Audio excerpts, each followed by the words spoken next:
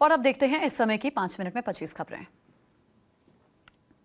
पाकिस्तान में इमरान खान की सरकार गिर गई। अविश्वास प्रस्ताव के पक्ष में 174 वोट पड़े। इमरान खान को फ्लो टेस्ट पास करने के लिए 172 वोट हासिल करने थे, लेकिन सदन में वोटिंग के दौरान इमरान खान के समर्थक सांसद मौजूद नहीं रहे। पार्टी के सभी सांसद संसद के बाहर चले गए। दोपहर 2 बजे पाकिस्तान नेशनल असेंबली की बैठक बुलाई गई। नए प्रधानमंत्री का चुनाव होगा। शहबाज शरीफ का प्रधानमंत्री चुना जाना बिल्कुल तय है। पूर्व प्रधानमंत्री नवाज शरीफ के भाई हैं। शहबाज शरीफ ने कहा, मुल्क के लिए नई सुबह है, आवाम की दुआ कबूल हुई। अविश्वास प्रस्ताव से मतदान से पहले ही इमरान खान प्रधानमंत्री आवास छोड़कर अपने घर में शिफ्ट हो गए। पीटीआई सांसद फैसल जावेद ने ट्वीट कर आधिकारिक आवास छोड़ने की जानकारी दी। जावेद ने कहा, इमरान शालीनता से विदा हुए और झुके नहीं। इमरान खान को उनके ही घर में नजरबंद कर दिया गया है। बताया जा रहा है कि किसी भी वक्त गिरफ्तारी हो सकती है। अविश्वास प्रस्ताव के बाद बोले शहबाज शरीफ, हम किसी मामले में हस्तक्षेप नहीं करेंगे, कानून अपना काम करेगा। सियासी उथल पुथल के बीच पाकिस्तान के सुप्रीम कोर्ट ने देश में हाई अलर्ट जारी कर दिया है। हाई अलर्ट के साथ सुप्रीम कोर्ट ने सरकारी कर्मचारी के देश छोड़ने पर रोक लगा दी है।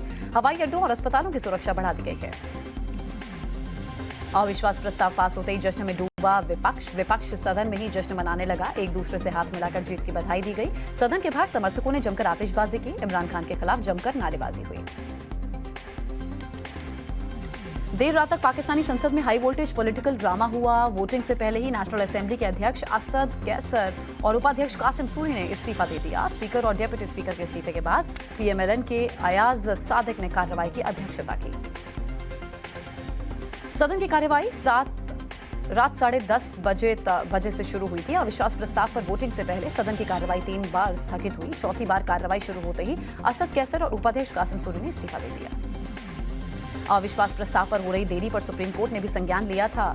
सीजेपी ने देर रात कोर्ट खोलने का आदेश दिया। वोटिंग न होने पर स्पीकर और डेप्यूटी स्पीकर के खिलाफ हो सकती थी कार्रवाई। सुप्रीम कोर्ट के 5 जजों की बेंच ने सदन की कार्यवाही को लाइव देखा। इमरान खान ने कथित धमकी भरी चिट्ठी सुप्रीम कोर्ट के चीफ जस्टिस और सीनेट चेयरमैन के साथ साझा करने का फैसला किया है। इमरान का दावा है कि अमेरिका के अधिकारियों की इसी चिट्ठी की वजह से उनकी सरकार गिराई जा रही है। रूसी हमले में क्रेमाटोर्स्क के स्टेशन पर मची तबाही की सैटेलाइट इमेज सामने आई है। तस्वीर में काले धुएं का गुब्बार साफ देखा जा सकता है। दागे गए मिसाइल पर लिखा हुआ था, ये बच्चों के लिए 52 लोगों की मौत हो गई थी।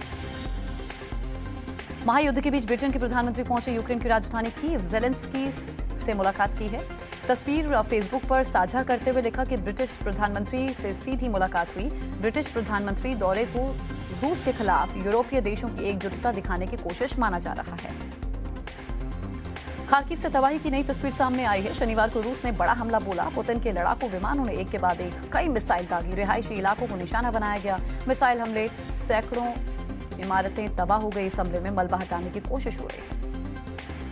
रूस ने मारियोपोल की तस्वीर जारी की है। रूसी सेना का दावा है कि फंसे लोगों को निकालने के लिए रूसी सेना मदद कर रही है। फंसे लोगों को निकालने के लिए अभियान चलाया जा रहा है। जारी तस्वीर में बच्चे और महिलाओं को निकलते देखा जा सकता है। राजपक्षे से इस्तीफे की मांग को लेकर श्रीलंका में विरोध प्रदर्शन बढ़ता जा रहा है। शनिवार को कोलंबो में हजारों की संख्या में लोग सड़कों पर उतरे। सरकार के खिलाफ जमकर नारेबाजी की।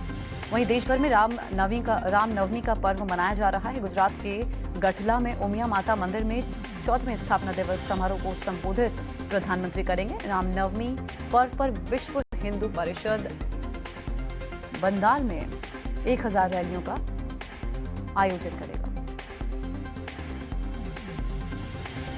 राजस्थान के कई जिलों में धारा 144 लागू है, लिहाजा रामनवमी पर शोभा यात्रा निकलने पर सस्पेंस बरकरार है। करौली में हुए उपद्रव के बाद गहलोत सरकार सख्ती के मूड में है। कई जगह शोभा यात्रा, जुलूस और रैलियों पर रोक लगा दी गई है। फैसले का बीजेपी विरोध कर रही है। राहुल गांधी पर भगवान राम के अस्तित्व पर सवाल उठाने का आरोप लगा है। बीजेपी ने आरोप लगाते हुए वीडियो जारी किया है, जिसमें राहुल गांधी पुनर्जन्म पर सवाल जवाब करते हुए नजर आ रहे हैं। राहुल गांधी कहते हैं कि अगर आप पुनर्जन्म पर यकीन नहीं करते हैं तो राम पर कैसे।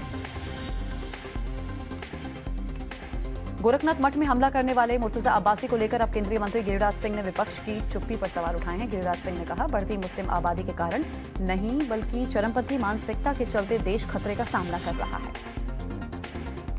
गांधी जी के बारे में विवादित बयान के बाद चर्चा में आए कालीचरण महाराज ने फिर से जहर उगला है। उज्जैन में कालीचरण ने महात्मा गांधी को लेकर कहा, जिस व्यक्ति ने छत्रपति शिवाजी महाराज, गुरु गोविंद सिंह, राणा प्रताप को पंथ भ्रष्ट कहा, उस व्यक्ति से मैं नफरत करता हूं।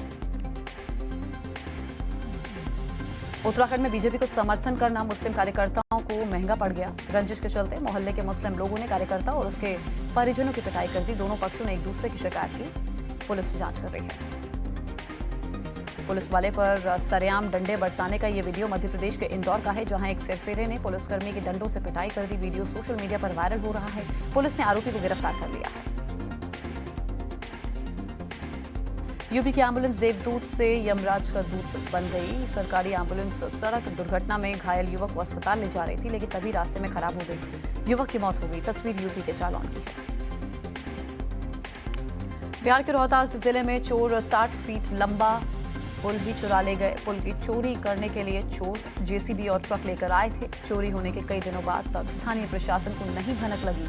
अंग्रेजों के जमाने का ये पुल था। 18 साल से ज्यादा उम्र वालों को वैक्सीन के बूस्टर डोज आज से बूस्टर डोज मिलेंगे। दोनों डोज लगवाने के 9 महीने बाद लगाए जा सकेंगे। बूस्टर डोज सभी प्राइवेट वैक्सीनेशन सेंटर्स पर ही लगेंगे।